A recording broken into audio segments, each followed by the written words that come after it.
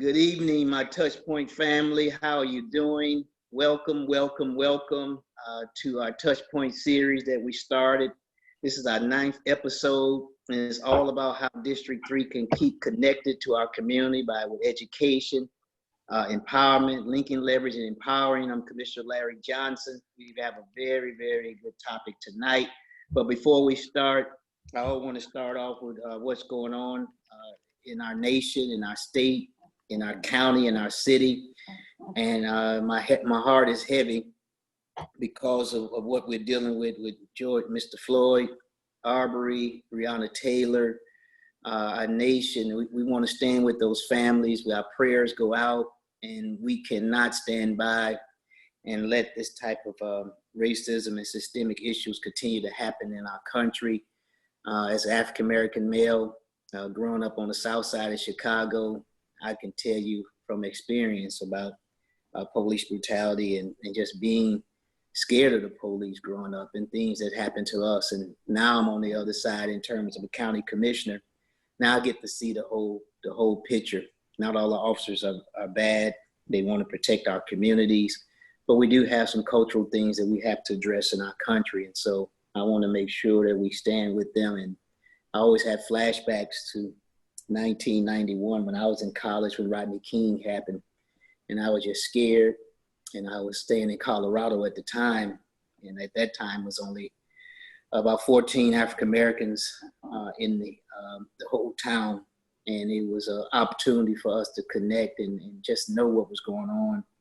And so we have to embrace and understand what's going on as it relates to change, but some things that we have to address for us to move forward in the future. And so I want to make sure as a country, as a county, that we stand up and say that we are not going to tolerate those things from happening here in our community. So I thank you all. Let's keep everybody in our prayers.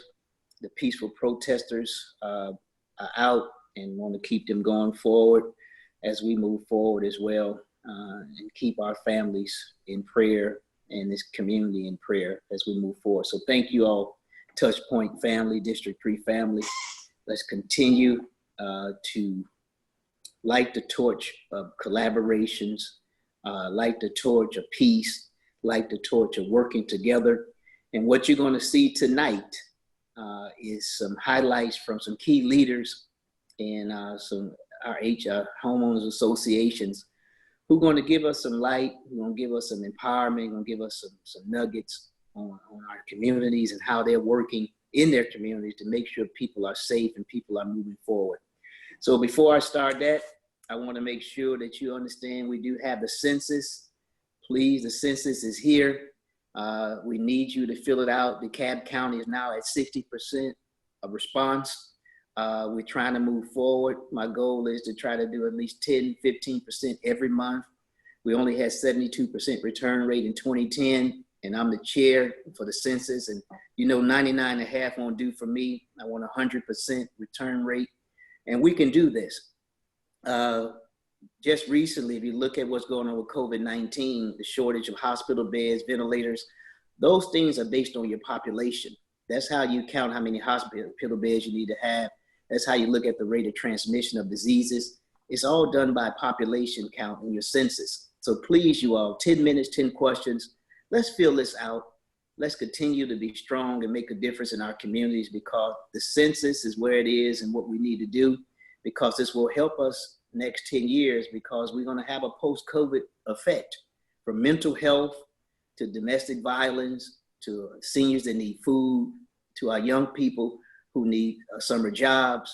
All of those things are impacted. I mean, we just closed out our summer jobs. We had 850 summer jobs, and we had over 7,000 applicants for 850 jobs.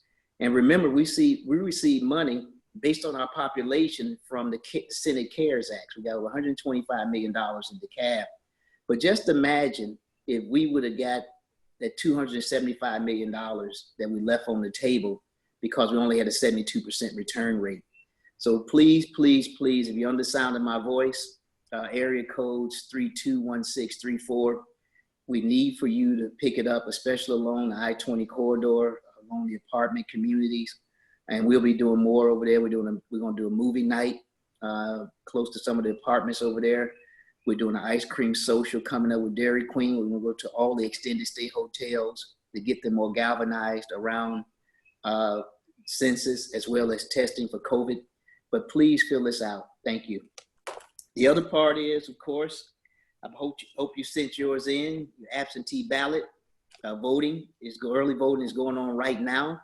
You can vote at the Gallery of South DeKalb Mall. There's other sites that we posted on our email list. And of course, you can vote on June 9th. That's the actual day that we can vote in the presidential primary, as well as all of the elected offices that may be up this term, from sheriff to state representative, to state senator, county commissioner. It's just a whole host of judges are up. So please, you all, exercise your democratic right by making sure that you vote. It's very important to have people in office who represent you and can share your policy views as you move forward. So thank you for that. I want to share those thoughts tonight as your county commissioner. You know, I care about you. I love you so much. I want to make sure that you are doing everything you can to make a difference in our community. But now I'm joined by three exciting leaders from three very progressive, I think, HOAs who always are moving and doing great things. I'm joined by Churchill Downs president, Gresham Hills and Kirkwood neighborhood associations. And I want them to share in their own way. Let's tell us a little bit about you, because see, I'm on this side now where I get to ask the questions. I normally go to their meetings, I sit up at the front, and I get all these questions thrown at me. Now it's my turn tonight. And so I'm so happy to be joined. And so we'll start off with our president, Churchill Downs. Introduce yourself and just tell us a little bit about you. My name is Edwinette Murphy. I am the president of Churchill Downs. We're located between Wesley Chapel, and I would say Candler Road, right in the middle of that, right off Rainbow Drive. We have approximately between 330 homes. We're a great community. I would dare to tell you we're hidden secret. We're right there to the right side of us, we have Summergate Park. So that's to give you an idea of where we're located. We're a very active community. We have really been instrumental in building up our community because we believe that's so important. We're reminded of what Coretta Scott King said, which is that the greatness of a community is most accurately measured by the compassion actions of its members. So, you know, we stay busy building our community, and I think that's what's so important right now. You see all that's going around you that we're facing as a nation. Well, quite frankly, there is a community that we all belong to that we're responsible for building up and making sure it's successful. We meet every month. There are some months in the course of a year where we do not meet because we meet every fourth Monday. And sometimes fourth Monday counteracts with a holiday, things of that nature. So there are some months that we do not meet. But we meet every month, and we're very much involved in community efforts, whatever they are. And to close out, we are a voting community. We tell people if you make it to a Churchill Downs Civic Association meeting, you're likely going to be elected to the office you're running for. If you don't make it to us to share what your vision is for our community, then very likely you're not going to hear from us at voting polls. So we're very active.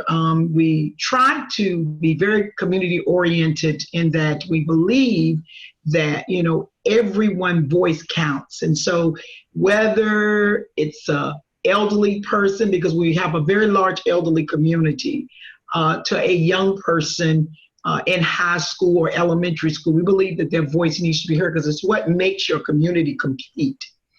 So we're very proud of Churchill Downs, and I've been the president a while now. Have actually forgotten the amount of years.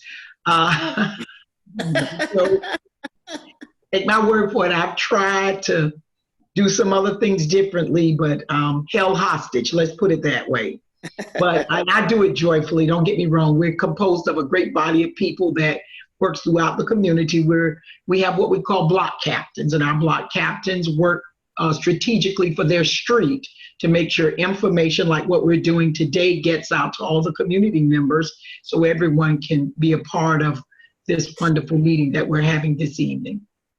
Thank you. Thank you. Now we'll go to Gresham Hills Association. Hey, Gresham Hills.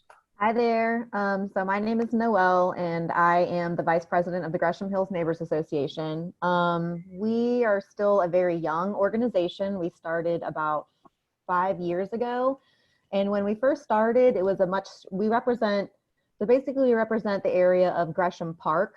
But when we first started, we were a much smaller area within Gresham Park because it was only myself and another neighbor. It was just two of us. But since we have grown and have taken on leadership from outside of just the original area, so now we're the entire area of Gresham Park, and that is about 2 miles south of East Atlanta Village, and it's bordered by Boulder Crest and Gresham Road. So we meet every other month. And we, during this time, have only been meeting during our Zoom calls. So we have not been able to have our in-person meetings like we normally do, but we started mainly as an organization trying to reach out to the seniors in our area because there's also a very large senior community in Gresham Park. And we just felt like there was a lot of need for communicating things with the seniors because they are not on Facebook. They're not on social media. So, how can we get the word out and get them, involved? And so we literally just started posting taping flyers to mailboxes. That's how we got the word out for people. We're still trying to build up our membership. So we're working on that. And as far as like community engagement, because I know that's like the main theme for tonight's meeting. So we try to use all social media platforms for reaching out, but we also do robocalls. So we have like a robocall service because we know a lot of seniors have like landlines and stuff like that. So we try to send out messages through our robocall system. We do text messages, we do email, we do Facebook, we do Nextdoor. If we have to we still do flyers on the mailboxes. Those are all ways that we try to stay engaged in outreach to our members. So in terms of some things that we've been doing during the COVID times, we have been communicating with our senior members and offering things like delivery and grocery pickup for our seniors, just to make sure that they're being able to be cared for. We have had a couple seniors that have used this service regularly now. So that's very helpful. And we want to be able to stay in touch with those seniors and know that, if they need us, that we're there for them. We also, we try to, let's see, I wrote some notes down here. So we always have our elected officials come out, Commissioner Larry Johnson has come out to many of our meetings. We're very thankful. And we always have Bee Wynn. She's been out at most of our meetings. She was at I just got off our Zoom call before I joined this one. And she has been giving us COVID-19 updates regularly. So she tells us testing information. She let us know that tonight, let's see, what were my notes from tonight? She gave us information. She said that everybody should get tested no matter what. She wants people to continue to wear their masks and, to shelter in place, things like that. So we try to have our officials come out so that they can provide that information to our seniors and our other members. We've had great support from our elected officials. We continue to connect with our members. We try to connect resources with our members right now. So we've got the Free Food Commune, Chris 180, Food Not Bombs. We're working with all of those organizations to help connect our members with food options. And so let's see. So yeah, that's kind of just how we're still, like I said, we're still a young organization. So we're still just trying. We've been pushing things for the census as well. we try to put stuff up on our website. Like just recently we put up the advanced voting locations for our members so that they know where they can go to vote early. And yeah, that's about it really. We're just Wow. That's about it. Yeah. You still crawling. You ain't stopped walking yet, so you're doing well. I can't take credit for all of this. We have an awesome president who just came on board this year. His name is Emmanuel Lewis. He's doing great things. He's been awesome. We're really thankful to have him. And of course, we've got, our treasurer and our corresponding secretary, and they're all doing hard work for us. And it's just great. Yeah. So, we appreciate that. Yeah. Thank you. Now I'll turn to Kirkwood Neighborhood Association, known as KNO. It's Kirkwood Neighbors Organization. We're going to have right. People get touchy about that one. But yeah, so my name is Katie Kissel. I've lived in Atlanta since 2012, been in Kirkwood, in our home in Kirkwood since 2013. Before I was the president of this organization, I stepped into this role in January. I was the public safety liaison for several years and the marketing chair for our Kirkwood Spring Fling for a couple years as well. So my husband and I, and we have 2 small children, we are big fans of Kirkwood. It's become our home. Is the place that we want to stay. We want to live forever and, hopefully see our grandkids someday here in Kirkwood. And we're in a little bit of an interesting situation. We are in the city of Atlanta, DeKalb County. We are part of NPUO. So we have both a city of Atlanta council member who we work with, Natalie Archibong, as well as our district commissioner, Larry Johnson, and on the DeKalb County side. And there's a lot of complications that kind of come with that. Larry and I have had a few different conversations. I've had a few different conversations with his office regarding some of the issues with 911 that we've experienced in our area. And I'm sure it's something that a lot of people are experiencing across the nation with cell phone towers and right there on the district line and who goes where. So, it's something that we offer. But as far as the community outreach, there's just so much. I mean, we have such a long history, and the organization as a whole has just continued to grow. And just this year, I've added 3 new committees to our organization. So to start out, a big part of what we do is we see all the zoning that comes in. While in the city of Atlanta, MPUs are really kind of the official method. If there is a neighborhood organization or association, the MPUs typically defer to their votes. So any type of zoning variances that come through. So that's one of our committees and one of our main things that we do. We also have a organization called Kirkwood Cares, which is a committee of KNO, where we help elderly, low-income seniors stay in their home by making necessary repairs. I mean, a lot of times we have taxes that are going up extremely. I mean, in urban areas, we are constantly seeing the effects of gentrification and rising house prices and just the rapid changing of the neighborhood as a whole. And we are trying to fight the displacement of our seniors who want to stay in our community. They are gems and we value them. And to add to that, and we spend, I think our budget this year for Kirkwood Cares is about $60,000. And that's what we have right now. It could grow before, with fundraising. towards the end of the year. Unfortunately, we had to cancel our spring fling, which is a big committee for us and a huge fundraiser. It is our main fundraiser as an organization. Luckily, for the past several years, we built up our bank enough that we're able to support all of our needs throughout the year without bringing in any income from the spring fling. So we're very excited, you know, to still be moving forward and to be in that position. The next organization I want to talk about is a new organization, and it was kind of brought on by this COVID-19 crisis. Noelle had kind of touched on a similar organization in her community, which is our Kirkwood Adopt a Senior program. This program we intend to continue after COVID-19, but for now we have a 1-to-1 senior to volunteer ratio.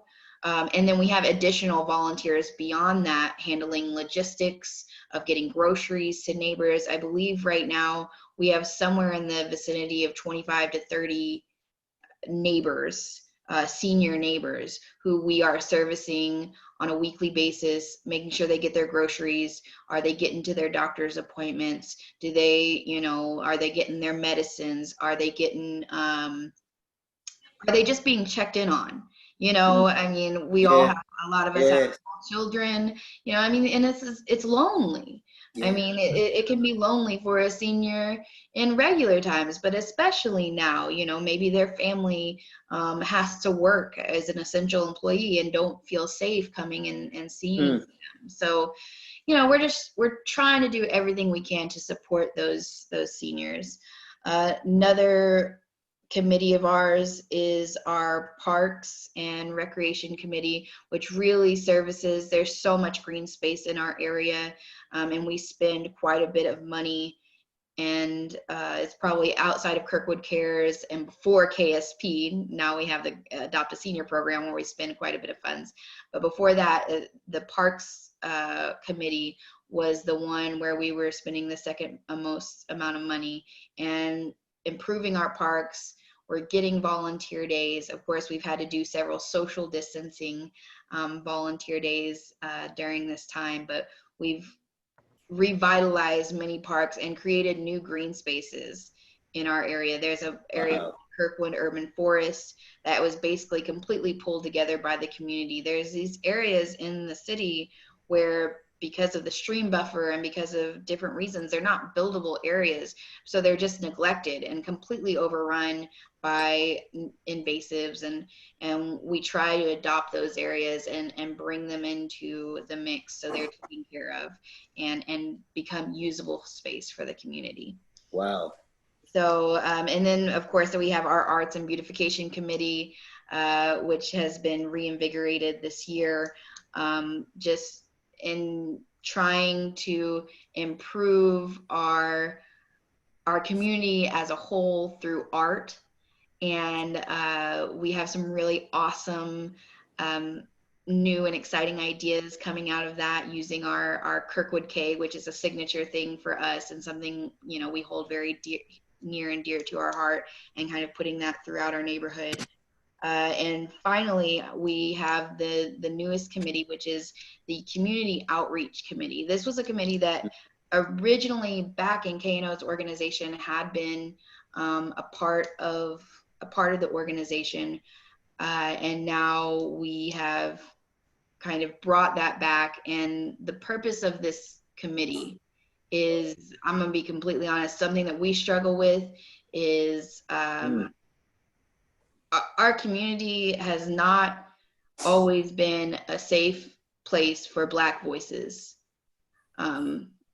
They don't, it doesn't matter what we say or do, but if Black people do not feel safe in having their voices heard in our community, that's a problem. And that's a problem that white people and our whole community as a whole need to step up and try to resolve. And so the community outreach, our main goal, we're working on an action plan as we speak to correct that and to do everything we can to create a safer and more welcoming environment to our Black neighbors, especially, considering the history of Kirkwood and how it went from a predominantly white neighborhood to a predominantly Black neighborhood, and now is experiencing this transition of gentrification in a very rapid way.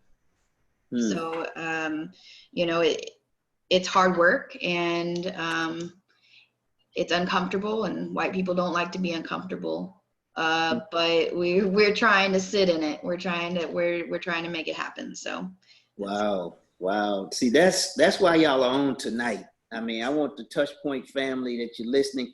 You've seen these are 3 dynamic homeowners associations doing great work. And I wanted them to tell their story because it's so important when we're dealing with COVID-19 and shelter in place that we have opportunities where we can show how HOAs are empowering, how they're educating, how they're connecting with their neighbors. And you don't see this a lot on TV. We see a lot of the other stuff, but I wanted you to see and hear from leaders of these HOAs who can testify and who I know personally are doing great things in their community. And what I'm gonna ask my one question, then I'm gonna open it up to the audience. Tell us, as leaders in your respective communities, how are you coping with this? Of course, we're dealing with the George Floyd situation that's recent, but how you all are coping? Give some coping techniques to other HOA leaders, because everybody comes to you. Everybody, they come to you before they go to the police, 911. I call y'all the mini commissioners and connectors, because I mean, I got 150,000 people, and I could imagine I got the whole spectrum, rich, poor, young, Black, and I get all types of calls. I get, everybody want me to do this and that, but you all in a smaller group, so everybody get to see you every day. I mean, and so talk to us, how do you cope and deal with the pressures of leadership and doing your job and still able to maintain your family, your job, because you work, a lot of y'all are full-time, do other stuff full-time. This is not what you do all day. But talk to us about how do you do, and give us some nuggets on how people can cope in during these times. I can speak on behalf of Churchill Downs, and one of the things we function out of is that you can do a little alone, but you can do so much more together. Mm-hmm. So our biggest challenge is getting people to work together. Mm-hmm. And by doing so, you can accomplish a lot of things, and you cover a greater area of people to help. So while each one of us are doing what we have been set or positioned to do, there's still a need to come together. So if you ask me, what do we do in Churchill Downs that make us successful, is we work together. Mm. No one problem belongs to any one person. Even if it's someone's home that they're having problems, whatever it is, I must become a resource to help them get to the necessary connections they need to maybe get a problem corrected with their street or their the neighbors. There may be some homes that have been put up for sale and no one has moved in them for years, and neighbors don't want to see that across from them all the time. Right. So again, I go back for Churchill Downs, we interact a lot. Interaction is important, and the young lady made a good point. It's really not about the Black community or the white community. It's about working together. And the minute we come to that realization, we as a community do very well. We offer a variety of meeting events throughout the year. That brings people together. That also sort of let new neighbors know that, hey, we're alive and well, we're here for you. So often in days of old, when someone moved in your neighborhood, you went and knocked on their door, you told them who you were, and at that point, you built a relationship and they knew where to go when they need help. That's our reason for having what we call block captains. Right. There's one strategic home, because I have to get some of this work off of me. I hire you. I really do. You've probably been commissioner as long as I've been president of Churchill Downs. With that being said, you have to make sure people have a strategic place that they can go to and present their problems. So for me, I'm very blessed because now I have these block captains who may contact me for 3 other people, but I'm just relating to my block captain. So block captains are very important. I give kudos to all of our block captains here at Churchill Downs. They've been block captains on this street for many, many years and have been faithful to their responsibility. So whatever we do, we work at it together. And I think that's a key component. Even when we face issues in our community of, different type of challenges where businesses are trying to come in, where different ownership wants to do things different now from what they've been doing, recreate themselves. We have to be a part of that to make sure that as a community, we're not overlooked. And here's the key to all of that.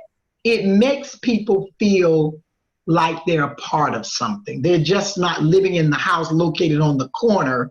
They're a part of something. And once people buy into, hey, I'm a part of a community, you will hear our Churchill Downs residents tell you where they live. They will proudly say, I live in Churchill Downs. And Churchill Downs has a history. It wasn't always a community where African Americans were welcome. But now we live with each other, and that's a host of cultures in our community. We have a vast amount of people. So I want to share that, while you can do a little yourself, together we can do so much more. And so that's how we survive as a community.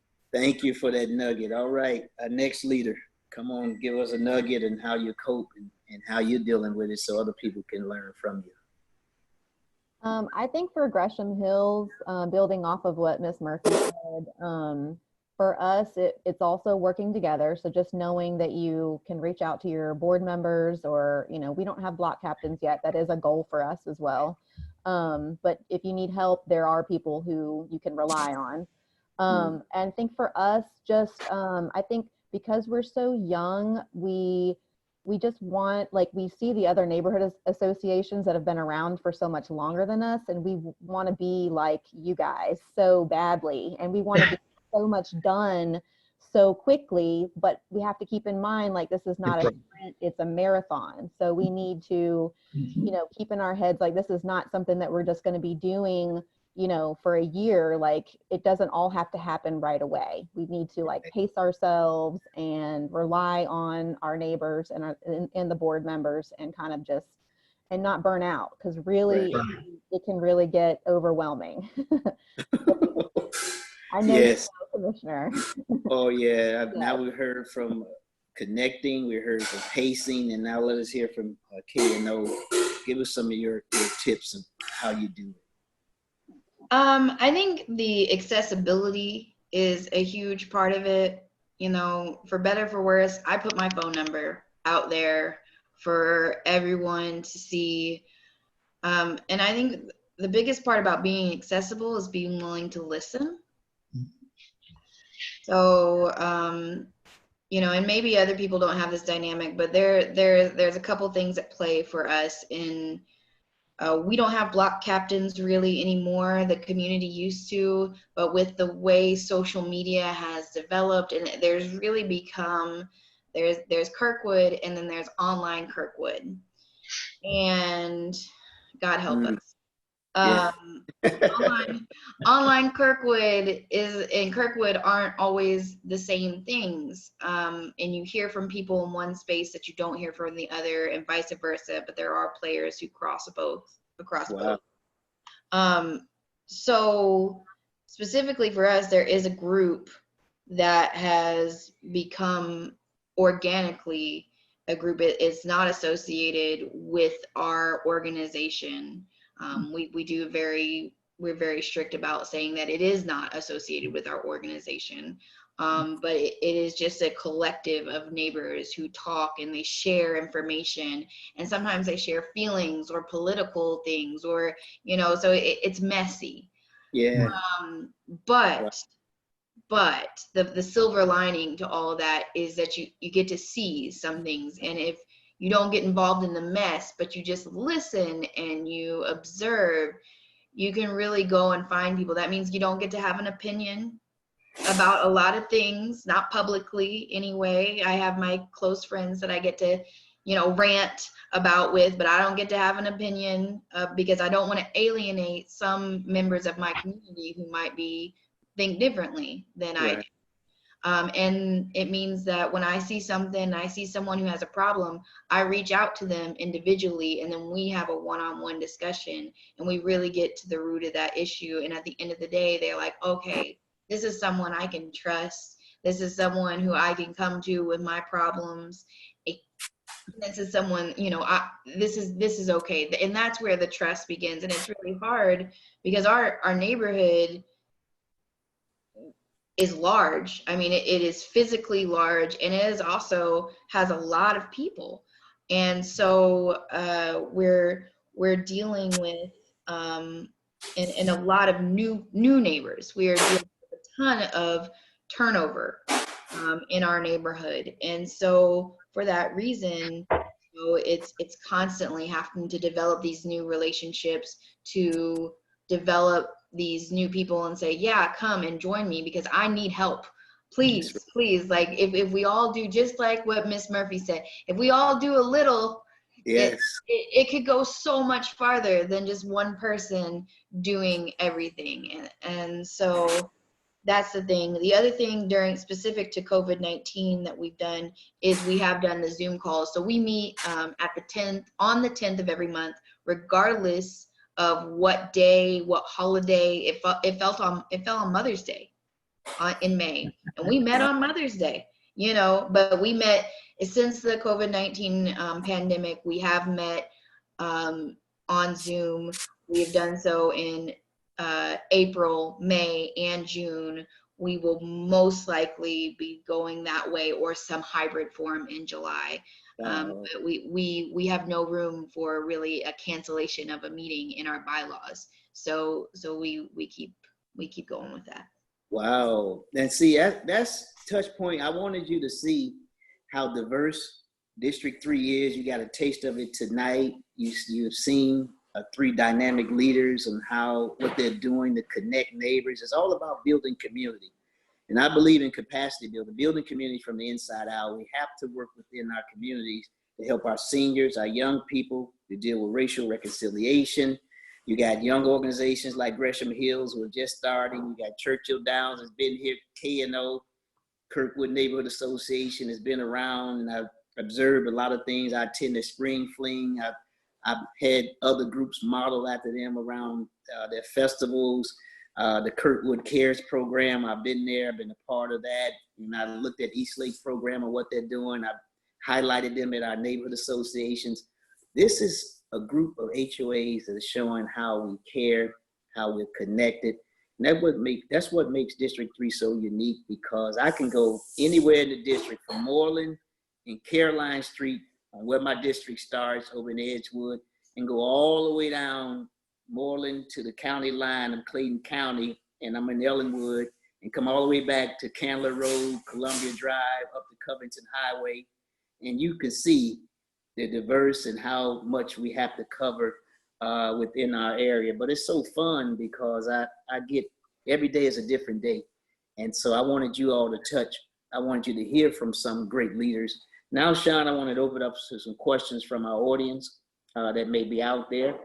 And I'll turn it over to you, Mr. Craig. Commissioner, I think these wonderful leaders have answered all of the questions. Okay. They've covered them as they came in already. Oh, good. Well, I wanted you all to do a closing statement.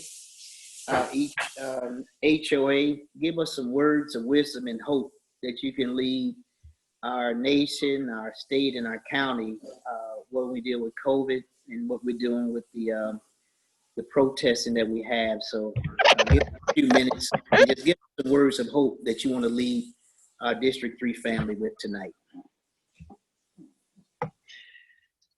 Since I've been starting, I guess I'll go ahead and continue in the rotation. I believe that what we're facing now is a need for change.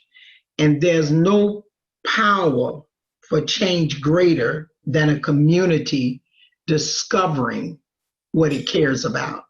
And when people know you care about them, when our young people know you care about them, when people see how we live and exhibit that we care about them, it's going to make a difference. Listen, we're going to make mistakes. We're going to do things that people may not like. I will never forget, Commissioner Johnson, when you had come into office and there was a young lady, she was trying to start a home business. And that home business was a child care facility. You know, by law, she could have 6 people there. Well, my community was in an uproar about that. And I will never forget that day you called me and you say, now listen, here is what the circumstances are that you're going to have to function out of. That's law. That's the law. And the law will allow her to do that. What you do is get with her and make sure she's successful at doing it.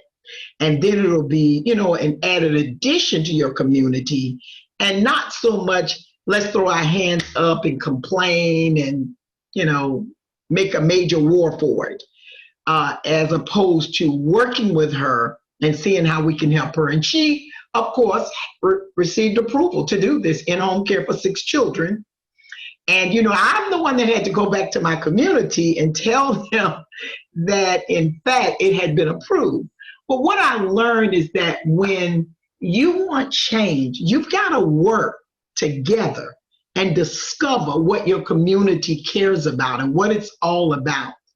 And once you do that, for all of us here tonight listening as guests as well as the callers on the line, people will come on board with what you're trying to do.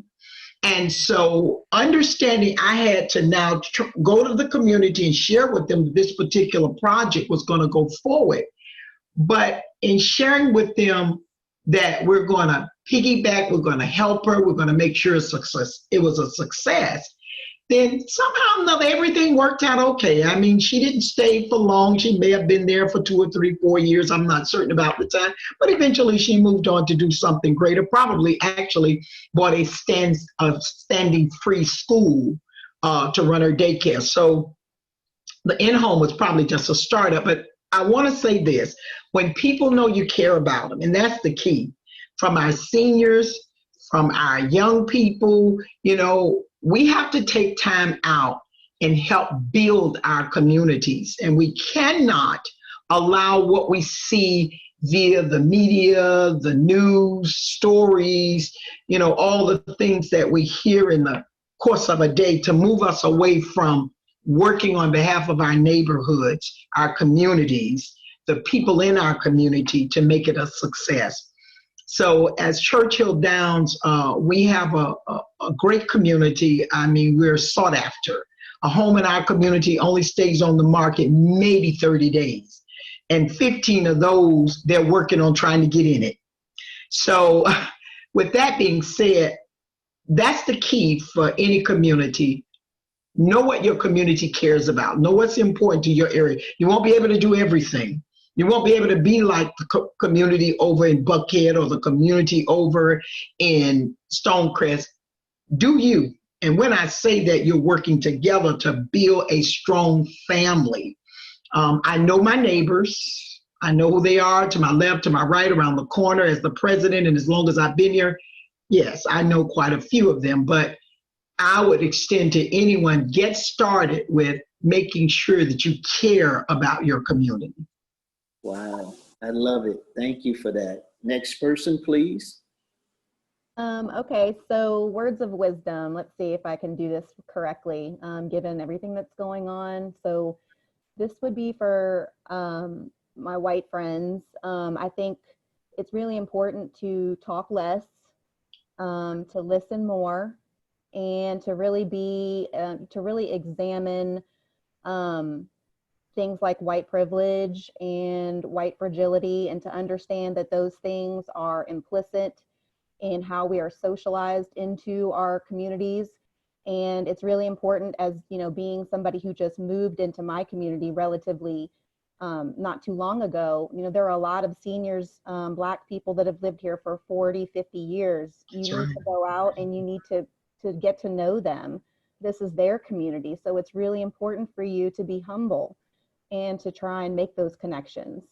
So for me, all of this that's been happening has been a huge, I mean, it's been a huge awakening for me and for a lot of people in our community. And it's very important to make those connections and to let them know that, you know, this is not where we're going to end. This is the beginning. We're going to push forward and we're going to make this better for everybody.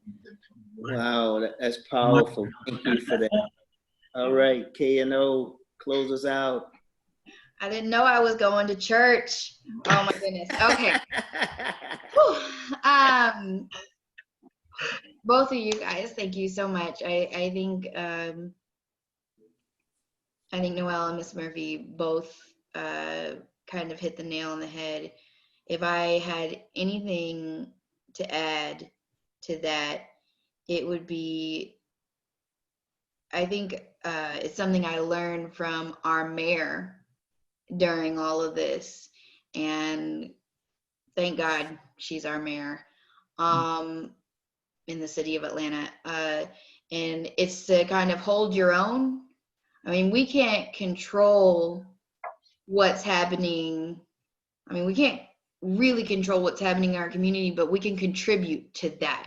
Like, that's something that we have power to affect, and we need to use that power in the best way possible. So during this crisis, during the COVID-19 pandemic, during the these protests and the horrible things that have been happening to the Black men and women in our community, the biggest thing that I look at is like, hey, I'm talking to you. I can't look at Edgewood or Eastlake or East Atlanta or any of the other communities, but this is my community and I take ownership of it. And anybody who lives in my community is my responsibility. Wow. I truly believe that. They are my family. My husband and I moved here. We're both from close-knit, heavily large Catholic families from the north, and we moved to Atlanta. We thought it would be one stop on our journey, and it's our home, and this is our family now. This is the people that we've chosen, and maybe that's more important than our blood family, is the people that you choose, where you live. So I would say, you know, take care of your own is kind of how I would sum that up, is your own, keep your own close, and take care of each other. Wow, good. TouchPoint, you heard it tonight from three of our dynamic leaders in our community. We're going to be back next week. We're going to give you a little hip hop flavor next week. We got Lit Night with Ed that'll be on. He's on 102.5, Ed Long, and he's going to be with us to talk about what's going on in the hip hop community. And I've been on his show. He had me out about 2 o'clock at night, downtown Atlanta. I'm on the show talking about the census at midnight. And so we had fun. But I want to say, remember to stay united. Let's continue to move forward. It's about results we can see together. And I love you all, District 3, and thank you all to our guests that came on tonight. You have really helped to empower and inspire our TouchPoint family. And thank you, District 3, Sean, LaShawn, and Brandon, who started this idea about TouchPoint on how we can stay connected. But remember, fill out your census. The election is June 9th. If you want COVID testing, we're at South DeKalb Mall Monday through Friday. We're trying to do over 5,000 tests. So please come on out from 10 a.m. to 3 p.m. every day. No insurance. We're not turning anybody away. We just did one on Friday at Green Forest. We had 305 people participate. You know, Friday was raining. It was drizzling, but people stayed in the line at least 30 and 40 minutes to get tested. And so my goal is to see us tested. I just talked to Aetna and CVS, and I've asked them to put some more testing sites in our district. And I just got word that we're going to get 1 or 2 more sites in our area. and I'm working on a food drive, and we have everything posted for you. Also on June 14th on Candler Road, Gen Care will be giving away free groceries to our seniors. Of course, we have the East Lake food giveaway this Friday from 2 to 4 p.m. They're going to give over 1,000 boxes away. And then on Saturday, our CEO, Michael Thurman, and the board, we're going to be at Buck Godfrey Stadium, Halford Stadium, and New Birth Church. And we're going to give away a 20-pound box of fresh fruits and vegetables, and just bless the people as we move forward. And of course, June 6th is my wedding anniversary. I'll be celebrating with my wife of 29 years. And Congratulations. so we're going to have fun and still do a service like we did on my birthday on May 22nd. God bless you all. Let's be safe. Let's stay strong, and we can move together. Take it easy, everybody. Bye-bye. God bless. Bye. Bye-bye. Thank you. Nice meeting you, ladies. Yes, you too. Bye-bye.